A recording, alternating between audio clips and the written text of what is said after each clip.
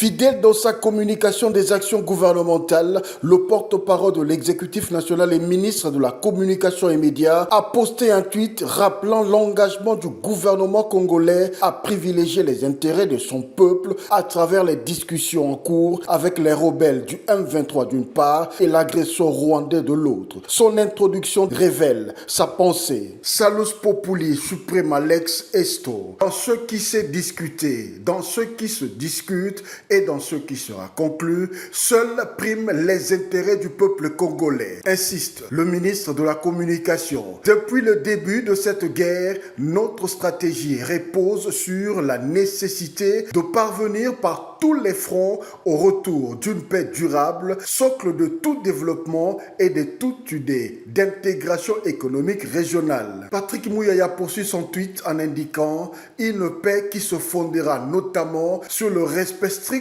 de la souveraineté et de l'intégrité territoriale de la RDC. Dans les lignes qui suivent, il note que la déclaration de principe signée sous les auspices des États-Unis d'Amérique, qui se fonde notamment sur les efforts régionaux et la dynamique de Doha, balise la voie en vue de réussir l'objectif de la paix. C'est grâce à une stratégie claire et ferme portée par le président de la République et le gouvernement avec le soutien clair du peuple congolais que nous avons ces avancées. Et le ministre de la Communication interpelle le Congolais pour dire que c'est dans le même esprit que nous devons rester mobilisés et solidaires à nos compatriotes directement affectés pour aborder les étapes suivantes. Et enfin, il note que ce qui est en jeu, en plus de la paix, c'est l'avenir du pays et de toute la région pour les décennies qui viennent. Congolais Téléma, tout pour la patrie, Bendele Ekoyate. Pour Patrick Mouyaya Katembwe, rien ne vaut plus que la nation congolaise.